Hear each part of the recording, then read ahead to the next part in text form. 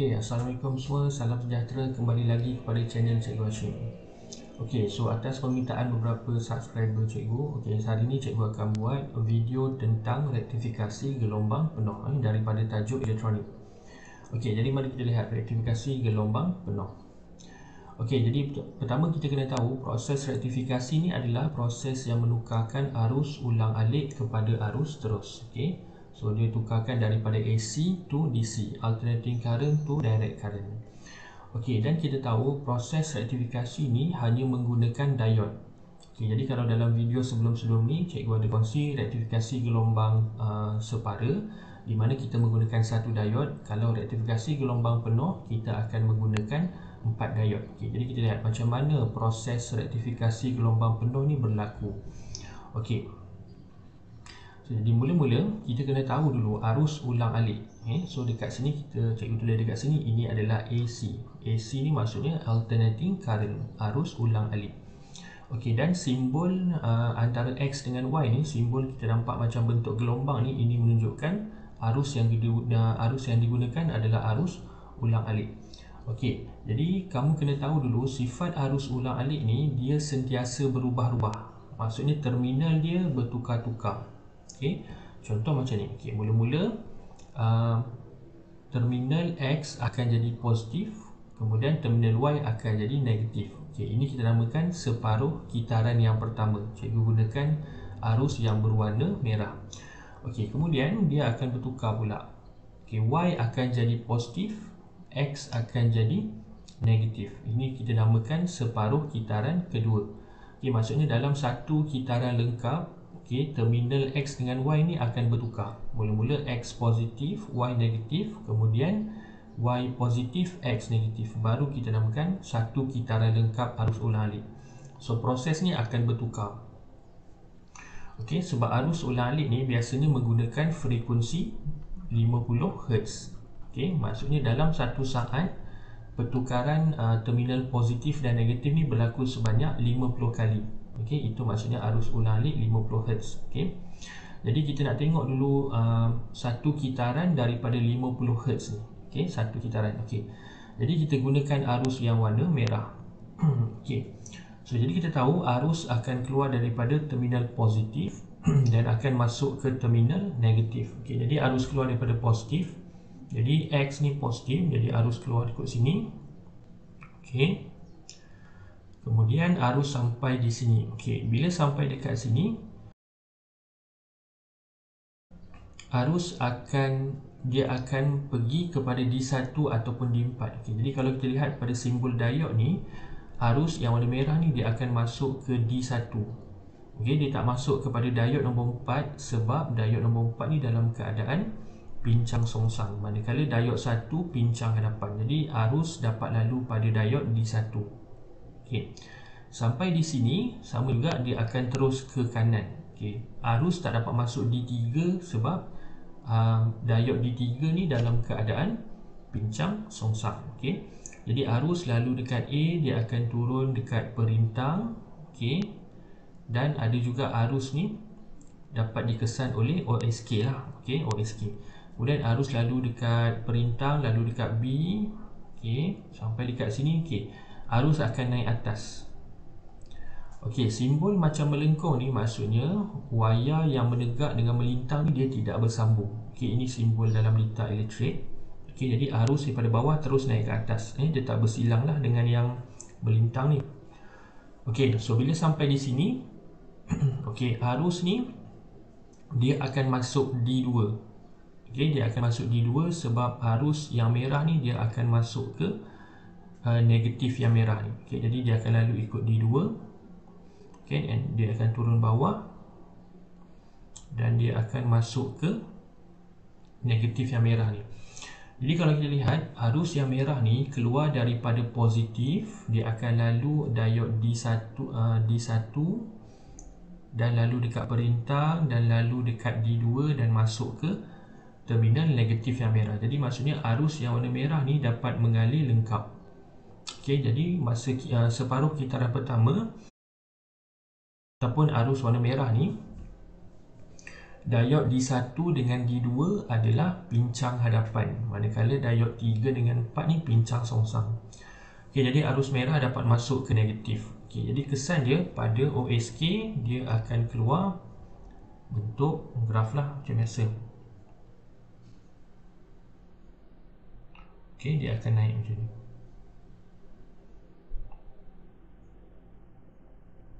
Okey, kat situ. Okey. Jadi arus merah ni ataupun separuh kitaran pertama ni dapat mengalir lengkap. Okey, kemudian arus ulang alik akan bertukar arah pula. Okey, menggunakan arus yang warna hijau. Jadi bila arus warna hijau dia akan keluar daripada terminal positif Y. Okey, dia akan keluar daripada terminal positif Y. Okey, kemudian sampai di sini arus warna hijau ni akan masuk D3. Okey, kerana D2 ni pincang songsang. Okey, dia akan masuk D3 sebab D3 pincang hadapan. And then laluan dia sama macam yang merah tadi, lalu dekat perintang. Okey, dapat dikesan oleh OSK. Okey, dan sampai di sini arus akan naik atas. Dia akan masuk D4. Okey, sebab arus warna hijau ni akan kembali kepada terminal negatif. Jadi dia akan masuk dekat D4. Okey, dan arus warna merah dapat masuk ke terminal negatif. Okey, maksudnya arus warna hijau dapat masuk ke terminal negatif. Okey, jadi maksudnya arus warna hijau ni pun akan dapat mengalir lengkap. Okey, iaitu dia akan masuk pada diod D3 dan D4. Maksudnya D3 dengan D4 ni akan menjadi pincang hadapan. Okey, manakala D1 dengan D2 akan jadi pincang songsang. Okey, jadi bila arus warna hijau dapat mengalir lengkap, okey, jadi dekat skrin OSK pun dapat keluarlah dia punya tanda ataupun corak arus mengalir tu.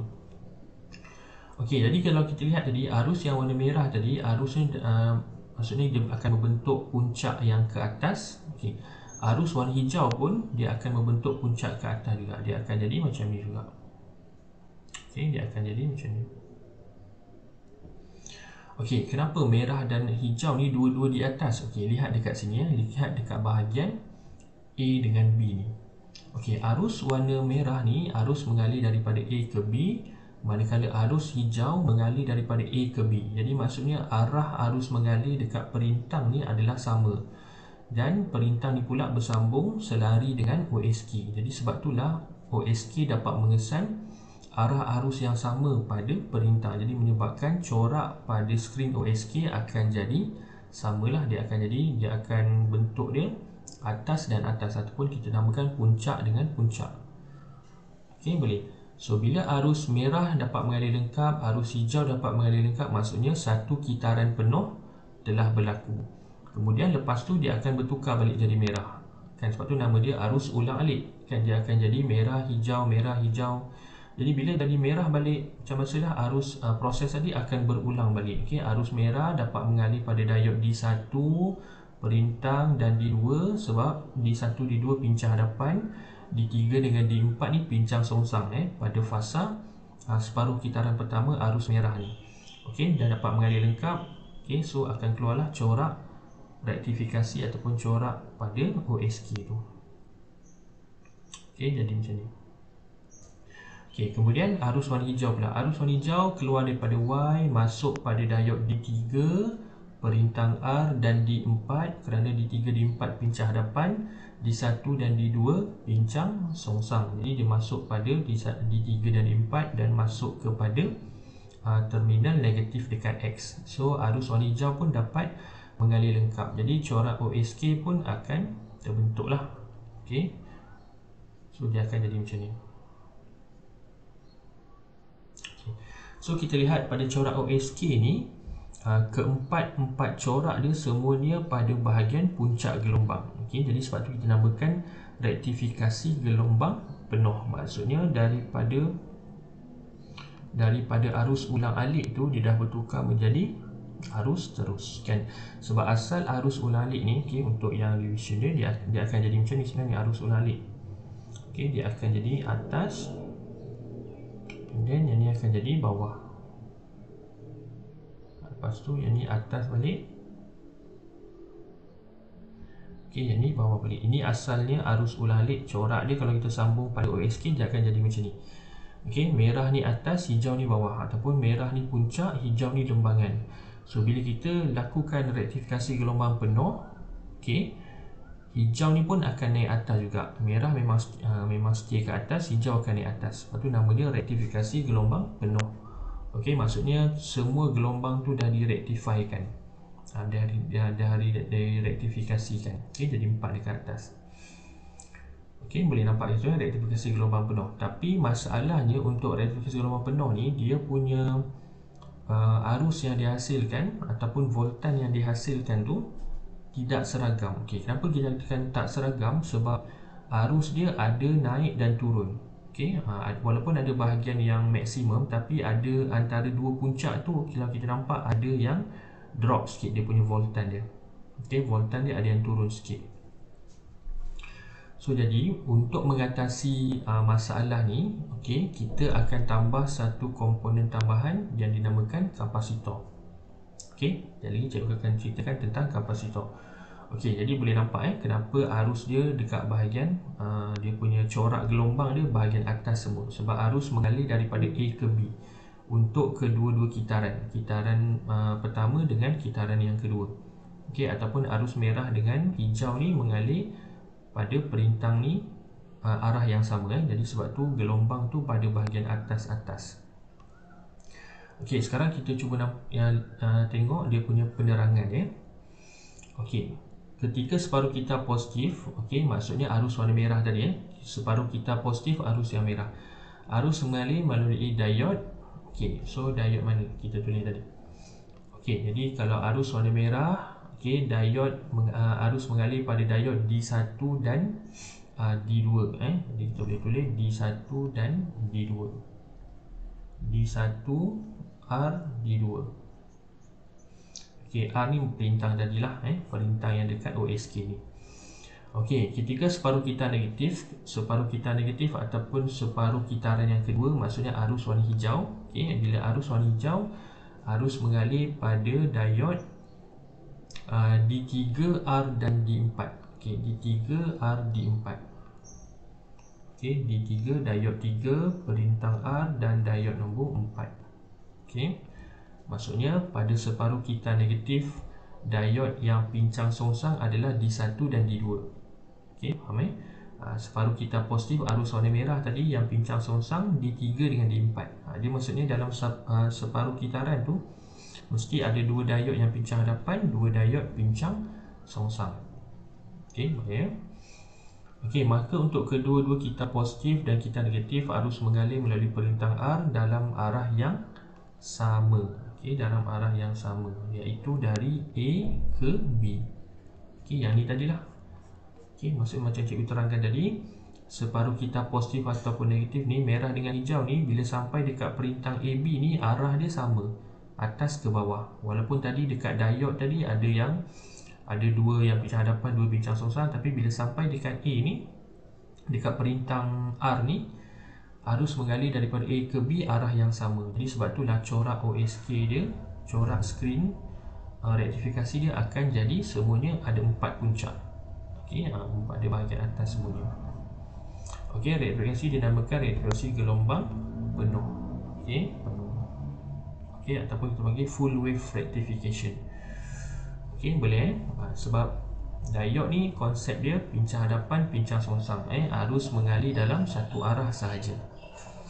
Okey, so macam cikgu cakap tadi, arus ulang alik ni dan juga rektifikasi, bila kita dah lakukan proses rektifikasi ni, masih lagi tidak stabil, tidak seragam. Ada yang tinggi, rendah, tak seragam. Jadi kita akan tambahkan satu komponen yang dinamakan sebagai kapasitor. Okey, so ini kapasitor.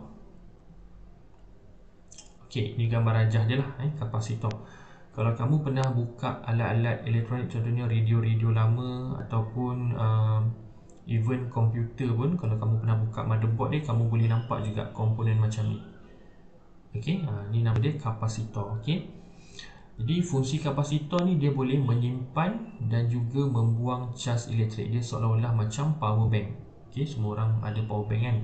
So dia boleh simpan dan buang cas. Maksudnya dia macam storage lah, storage untuk charge Okey, so voltan dan arus output daripada proses rektifikasi adalah tidak seragam. Macam cikgu cakap tadi lah, ada naik, ada turun, ada naik, ada turun, jadi tak seragam.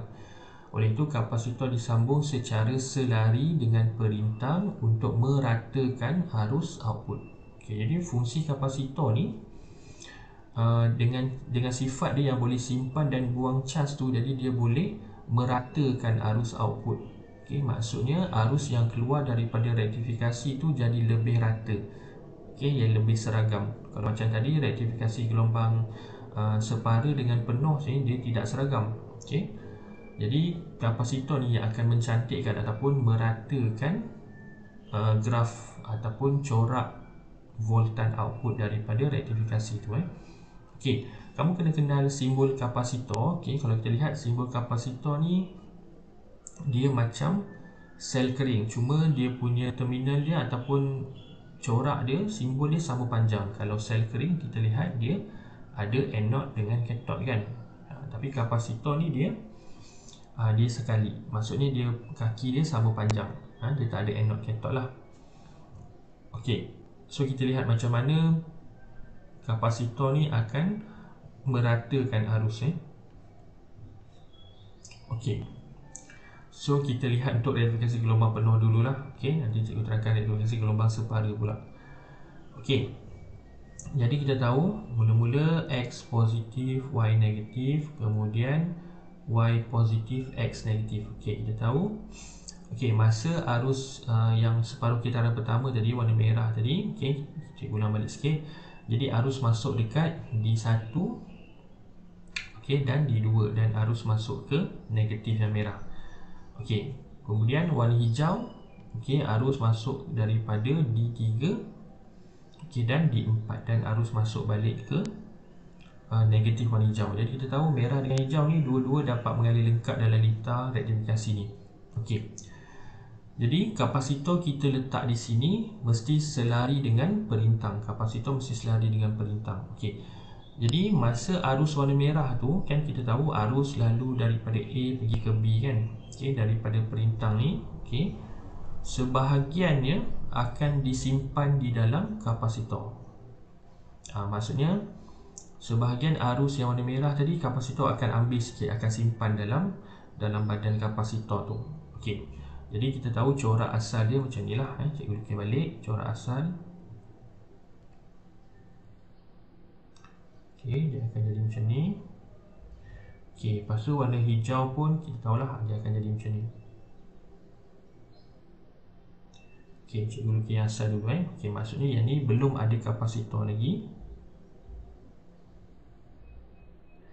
Jadi arus warna hijau. Baik. So bila kita ada kapasitor tadi, kan warna merah tadi arus sebahagian dia dapat diambil oleh kapasitor. Jadi cikgu guna warna biru. Jadi bila kita nampak kat sini arus warna merah ni dia dah mula drop turun. Dia punya voltan dia mula turun. Jadi pada waktu tu lah kapasitor ni akan keluarkan balik cas yang dia dapat tadi tu. Maksudnya bila arus warna merah ni bila sampai dekat puncak kan, kita nampak corak dia makin turun. Maksudnya dia punya voltan dia makin berkurang. Voltan dia makin berkurang. Jadi kapasitor ni akan keluarkan balik cas yang dia ada. Dia akan keluarkan balik cas yang dia simpan tadi tu. So menyebabkan dia punya corak graf tu akan jadi macam ni. Corak dia akan jadi macam ni.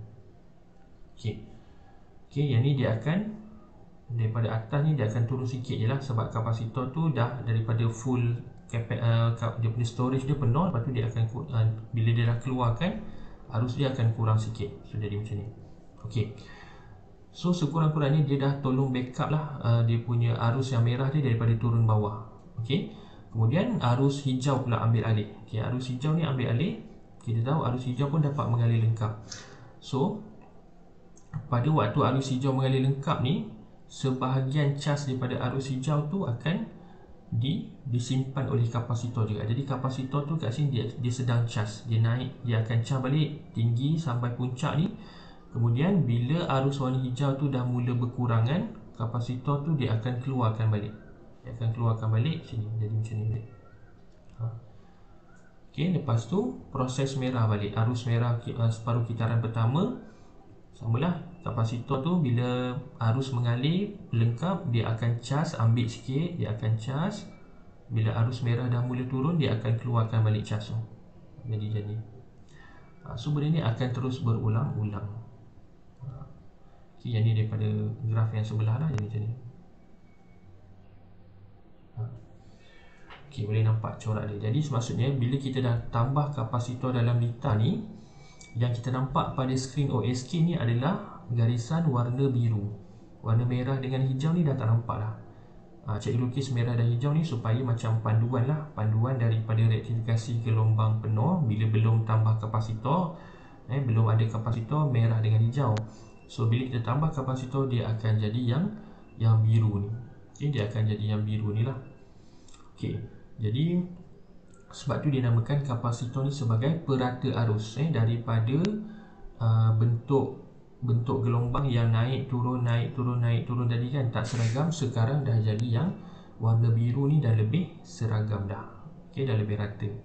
Okay, jadi kamu kena kenal corak rektifikasi lah. Kalau yang ni maksudnya rektifikasi gelombang penuh tanpa kapasitor.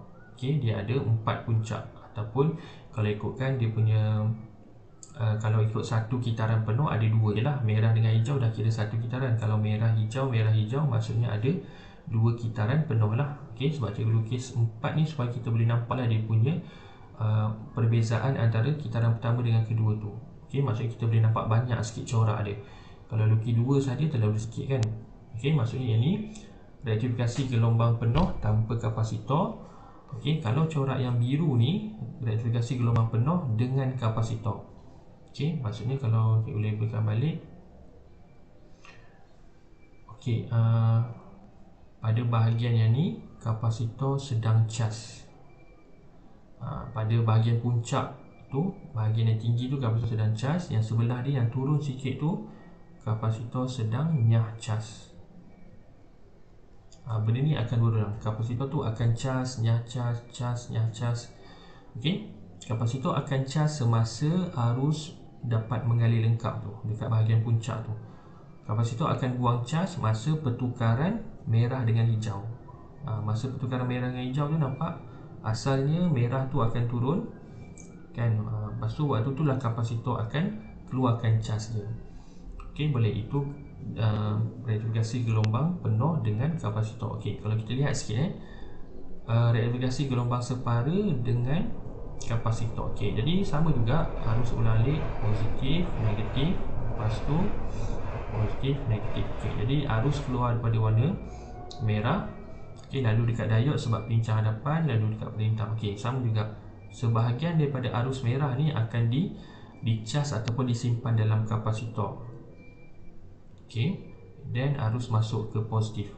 Okey, jadi arus merah dapat mengalir lengkap. Jadi corak OSK jadi macam biasalah. Okey, dia akan naik turun.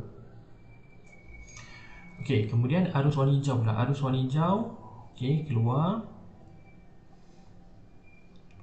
Okey, tapi arus warna hijau ni tak dapat mengalir lengkap sebab diod dalam keadaan pincang songsang, reverse bias. Jadi arus warna hijau tak dapat mengalir lengkap. Jadi corak OSK tak dapat mengesan apa-apalah, so dia akan jadi mendatar saja.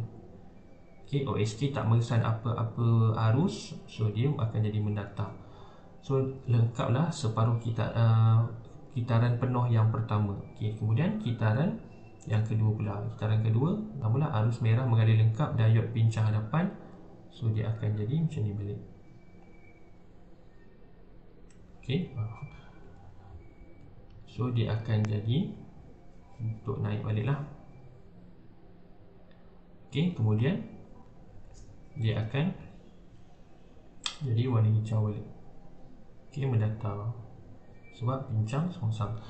Okey, so bila kita tambahkan kapasitor, okey, ini asal rektifikasi gelombang separa yang asal tanpa kapasitor. So bila letak kapasitor, dia akan jadi rata. Okey, dia akan jadi lebih rata. So dekat sini, okey, bila arus warna merah tu dah turun, okey, arus warna hijau tu tak dapat mengalir kan sebab pincang susah. Jadi pada waktu ni lah kapasitor tadi akan keluarkan balik cas dia. Dia akan keluarkan balik cas dia jadi di sini. Okey, kemudian arus merah ada balik, okey, kapasitor tu akan cas, dia akan simpan dalam badan dia. So sampai dekat sini bila arus warna hijau tu tak dapat mengalir, kapasitor dia akan keluarkan balik. Jadi macam tu. Sini pada graf sebelah. Okay. Jadi maksudnya kapasitor akan cas pada bahagian puncak ni. Kapasitor sedang cas, yang ni kapasitor sedang nyah cas, dia akan buang cas.